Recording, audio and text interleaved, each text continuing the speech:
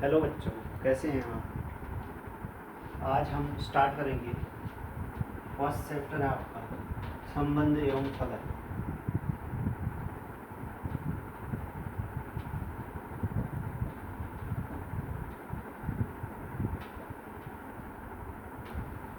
अगर इसके चैप्टर की वेटेज की बात की जाए तो एक 4 मार्क्स में और एक 6 मार्क्स में आपके पास अप्रॉक्सीमेटली हर साल आता है क्वेश्चन। तो स्टार्ट करते हैं संबंध एवं फलन। इसका कुछ बैकग्राउंड जो कि 11th की चीज़ें आपको आनी चाहिए। सबसे पहले है सेट यानी कि समुच्चय।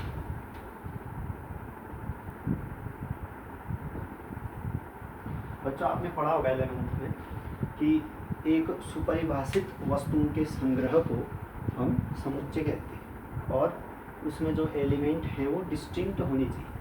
अगर बाय द वे दो एलिमेंट एक साथ आ भी जाते हैं तो हम उनको एक ही बार लिखते हैं। अगर 1 1 करके 2 बार एलिमेंट आ जाए तो केवल एक बार 1 लिखा है। कुछ एग्जांपल ले लेते हैं। सेट को डिनोट आप कैपिटल लेटर से डिनोट करते थे, ABC अप टू सॉन, याद होगा आपको। और जो एलिमेंट हैं अवयव उनको स्मॉल ABCD XYZ इस टाइप से डिनोट करते हैं। ठीक हो गया। मैंने एक सेट लिया A, इसमें एक एलिमेंट X सच दैट, कुछ लोग 2 बिंदी लगा के सच दैट कहते हैं और कुछ ऐसे खड़ी डंडी भी खींचते हैं। इसका मीनिंग भी सच दैट है। अगर आप 2 बिंदी लगाते हैं इसका मीनिंग भी सच, यानी इसके आगे आप कंडीशन लिखें। इसका मीनिंग हुआ कि A कोई सेट है, इसमें एलिमेंट X है। अब इसके बाद जो लिखा जाएगा वो इसकी कंडीशन होगी। मैंने लिख दिया सच दैट x² - 1 = 0, यानी कि इसका मीनिंग, इसको क्या कहते हैं हम, रोस्टर फॉर्म कहते हैं ना। 2 टाइप के फॉर्म थे, एक रोस्टर फॉर्म था, एक सेट बिल्डर फॉर्म था। तो आपके पास ये रोस्टर फॉर्म कहलाता है, इस रूप में लिख दिया। ठीक है ना। इसी को हम दूसरे वे में भी लिख सकते हैं, अभी बताएंगे कैसे। यानी कि इसका मीनिंग समझिए पहले। इस सेट में मेंबर X रहेगा जिसके साथ कंडीशन ये होनी चाहिए, x² - 1 = 0। अब इसको आप सॉल्व कर सकते हो इजी। x² - 1 = 0 मीन्स x² - 1 के आपने रूट ढूंढने हैं, यानी कि x² - 1 = 0, इसका मीनिंग हुआ x - 1 × x + 1, अगर इनके फैक्टर करेंगे = 0। x - 1 = 0 होगा या x + 1 = 0। देख सकते हैं कि नहीं भी दो संख्याओं का प्रोडक्ट 0 होता है तो कम से कम एक संख्या में 0 होना पड़ता है। तो हमें नहीं पता ये 0 है ये 0, तो हमने कहते हैं दोनों कंडीशन ले ली। ये 0 होगा तो भी 0 होना है उसने, अगर ये 0 होना है, ये 0 होगा तो भी इस प्रोडक्ट में 0। तो यहाँ से x की वैल्यू आ गई 1 और यहाँ से x की वैल्यू आ गई -1। तो इस कंडीशन को जो सेटिस्फाई कर रहा है ना, इस कंडीशन, इस इक्वेशन को जो सेटिस्फाई कर रहा है वो 2 ही नंबर है, 1 और -1। यानी कि अगर मैं इस सेट को अच्छे से लिखना चाहूँ तो क्या लिख सकता हूँ, 1 - 1। ठीक हो गया। यही चीज़ ये भी है। ठीक हो गया। ये दोनों ही रोस्टर फॉर्म है। अगर सेट बिल्डर फॉर्म होता तो लैंग्वेज में लिखता, क्या लिखता, ए क्या लिखता, इस टाइप से लिख सकता था, या फिर सीधे सीधे लैंग्वेज में लिखता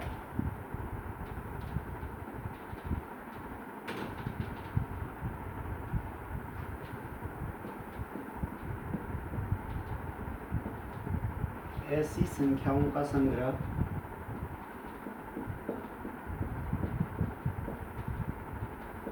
जो x² - 1 के मूल है। ठीक है ना। अगर ऐसे स्टेटमेंट के टर्म में लिख देता तो इसको हम सेट बिल्डर फॉर्म कहते हैं। अभी फिलहाल पूरी लिस्ट आपको दिख रही है ना कौन कौन से एलिमेंट हैं, तो उसको क्या कहता है, रोस्टर फॉर्म। ये तो आपको याद ही होगा। इसमें ज़्यादा बात न करते हुए, क्योंकि हमारा मेन टॉपिक समुच्चय नहीं है, समुच्चय से आगे की चीज़ है, लेकिन आपको समुच्चय आना चाहिए तभी आगे बात करूँ। फिर इसमें आता है उप समुच्चय। मैं केवल उन्हीं टॉपिक को 11th का उठा रहा हूँ जो हमारे 12th में काम आएंगे। होने को तो टाइप्स ऑफ सबसेट्स है ना, रिक्त समुच्चय है, एकल समुच्चय है, ये आपको आता होगा, नहीं भी आता है तो खास कर रखनी पड़ेगा। जो चीज़ें आपको आनी चाहिए वो मैं यहाँ आपको बता दूँ। देखिए उप समुच्चय आपने पढ़ा तो होगा, लेकिन किस वे में पढ़ा है मुझे नहीं पता। उप समुच्चय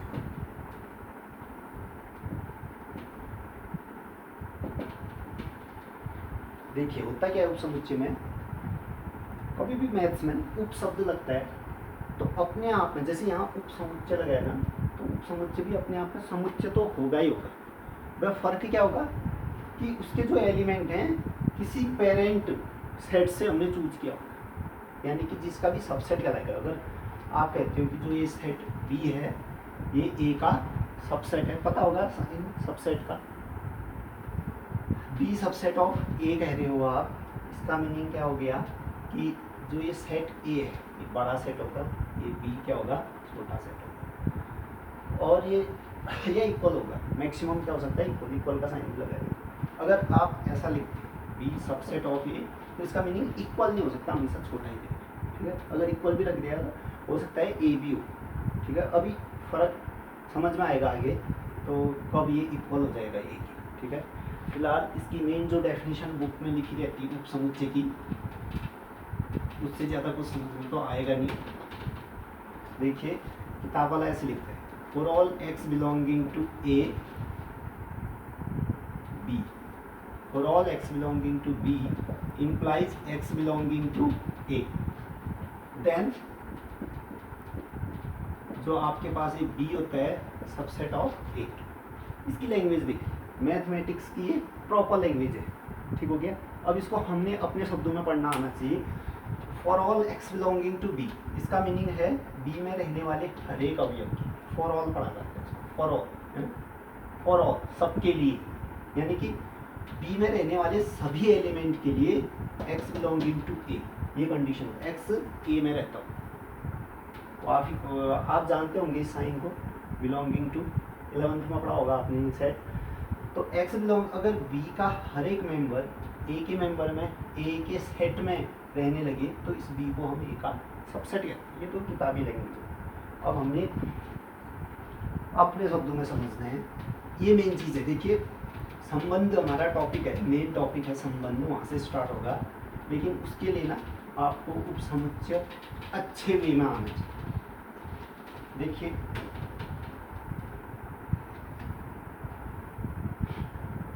आपके पास कोई सेट ए है ना, इसमें जो भी अवयव होंगे, मान लीजिए कुछ भी अवयव है इसमें, मैंने अब जो सबसेट बी बनाऊंगा, बी तो क्या करूंगा फिर इन्हीं में से सेलेक्ट करके इसमें डालना है।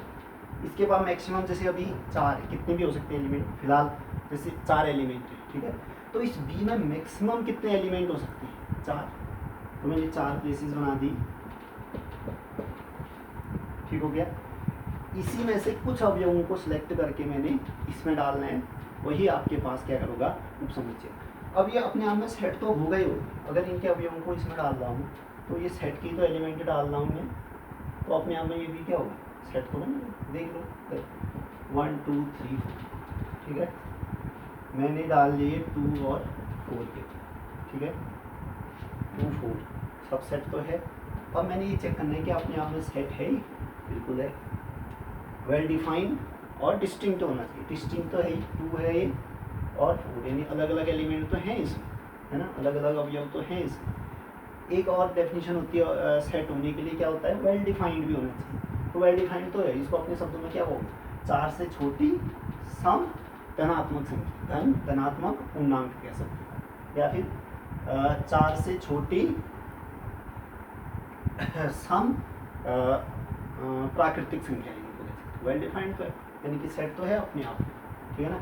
अब चूंकि इसके सारे एलिमेंट इसमें मौजूद हैं, है ना, 2 भी इसमें मौजूद है, 4 भी इसमें मौजूद है, इसलिए बी क्या हो जाएगा सबसेट ऑफ ए, ठीक हो गया। लेकिन मेरा मेन मकसद ये समझाना नहीं था, इतनी चीज़ तो आपको आती है। मेरा मेन मकसद है टोटल सबसेट कैसे बनाते हैं,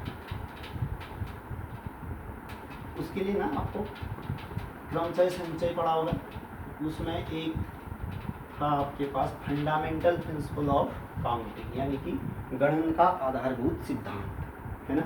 उसमें कहीं गुणा लगता था और कहीं जोड़ होता, ठीक है ना। उस चीज़ को पहले समझते हैं। लेकिन एक ए पॉइंट मेरे पास यहाँ पर है, एक पॉइंट बी, ए से बी में जाना चाहता हूँ, ठीक है। और मेरे पास रास्ता इस टाइप से,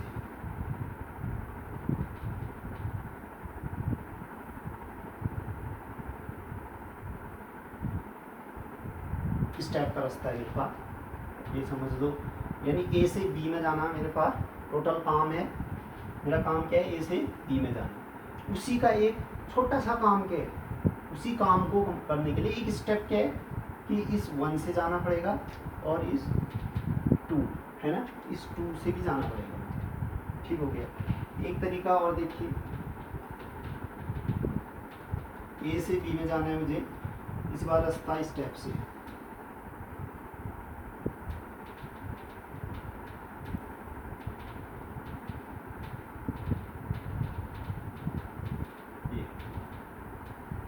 स्टेप से रास्ता, काम फिर भी वही है, ए से बी में पहुंचना, ठीक है। अब देखिए दोनों में अंतर क्या होता है, ये समझना मेन है। यही आपका, अगर ये चीज़ आ गई तो गणन सिद्धांत भी यही कहते हैं। गणन सिद्धांत था आपके पास 7th चैप्टर है, क्रमचय और संचय, ठीक है।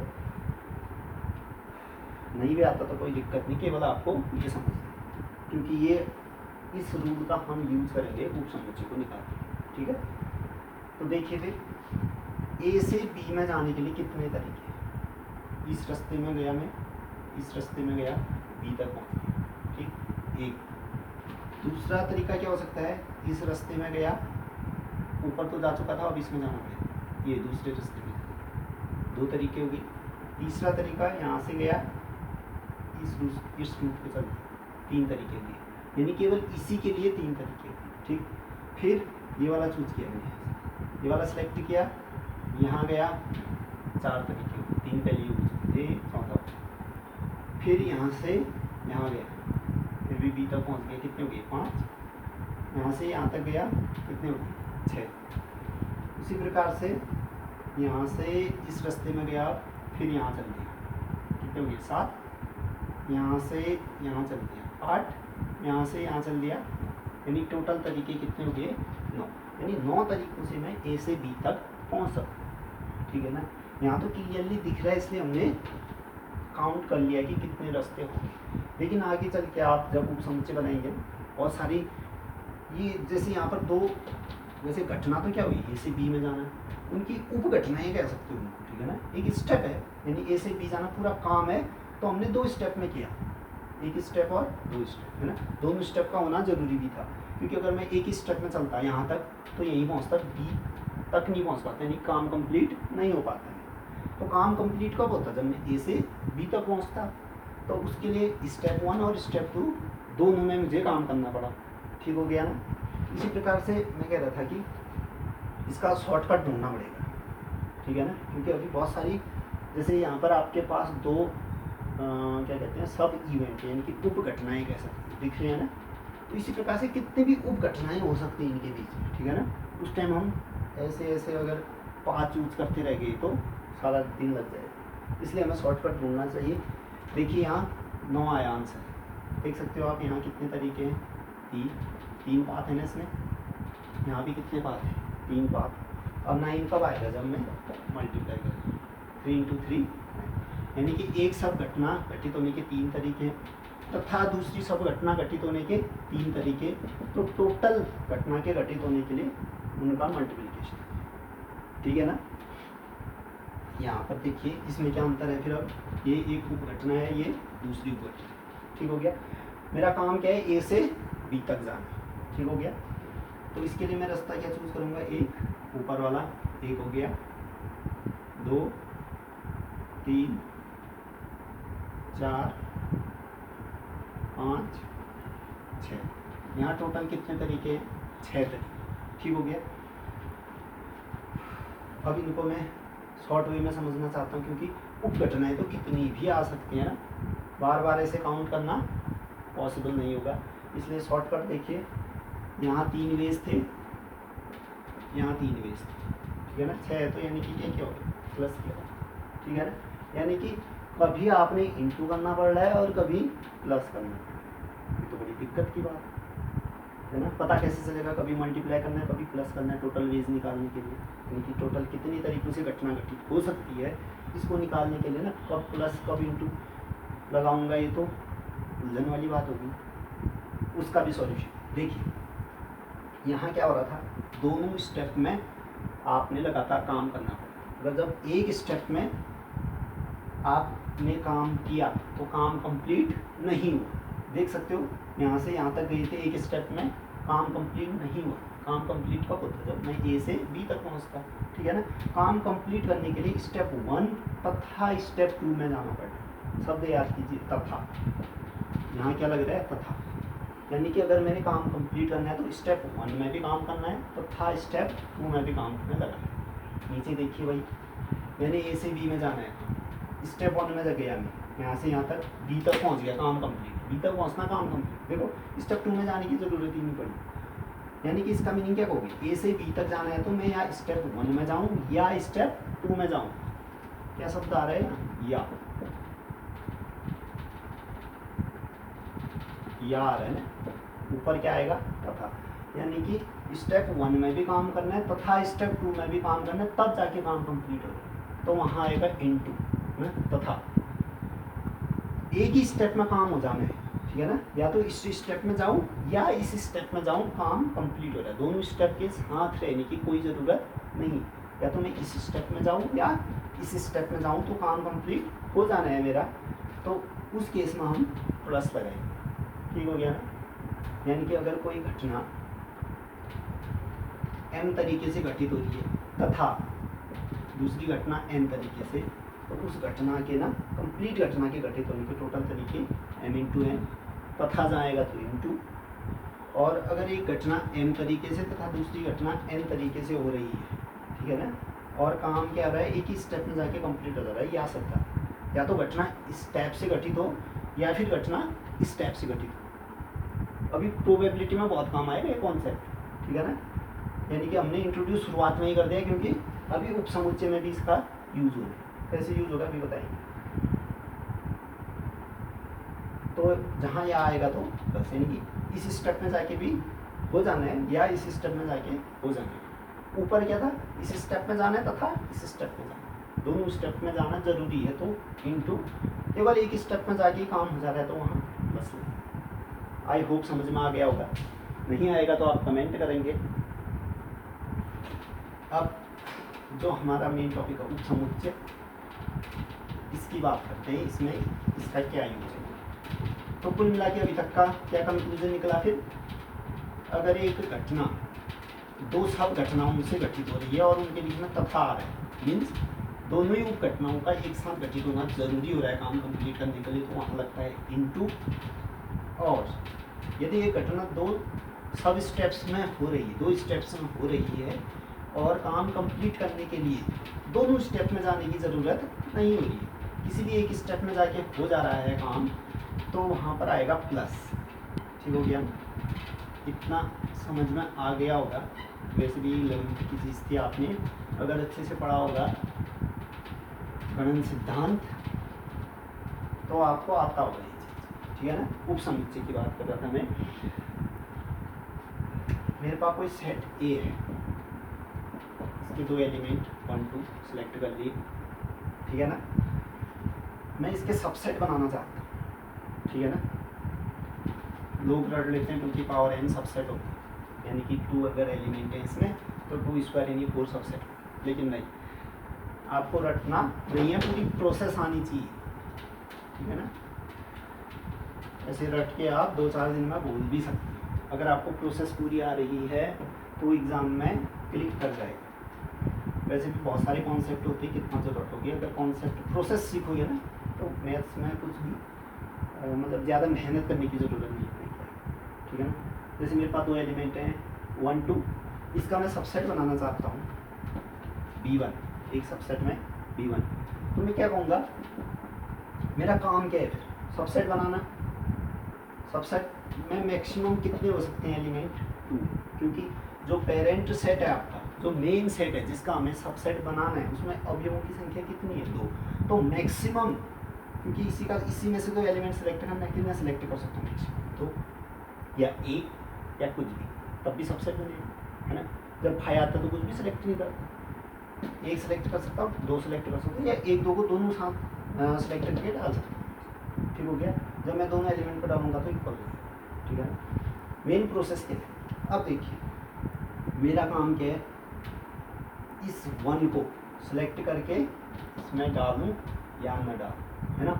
सबसेट देखिए 5 भी बनता है और सिंगलटन भी बनेगा, सिंगलटन 2 भी बनेगा, ठीक है ना। यानी कि इसके पास 2 ऑप्शन है, या तो ये प्रेजेंट रहे, उपस्थित रहे, या फिर इस प्लेस पे अनुपस्थित रहे। इस 1 के पास कितने ऑप्शन है डियर? 2 ऑप्शन, ठीक हो गया।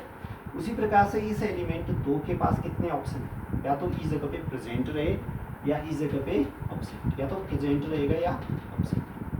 इसके पास भी 2 ऑप्शन है, या तो भाई इस जगह पे प्रेजेंट रहे या ऑब्सेंट रहे, इस जगह पे प्रेजेंट रहे ऑब्सेंट रहे। जब ये एलिमेंट प्रेजेंट रहेगा तो एक अलग टाइप का सबसेट हमें मिल रहा है ना।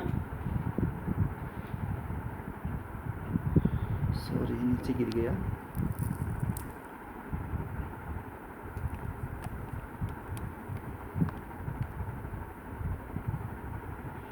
और जब ऑब्सेंट हो रहा होगा तो एक अलग टाइप का सबसेट बन रहा होगा, ठीक हो गया। उसी प्रकार से एलिमेंट है 2, अगर ये प्रेजेंट है तो एक अलग टाइप का सबसेट देगा, अगर ऑब्सेंट है तो एक अलग टाइप का सबसेट देगा। वीडियो देख लो, ठीक है।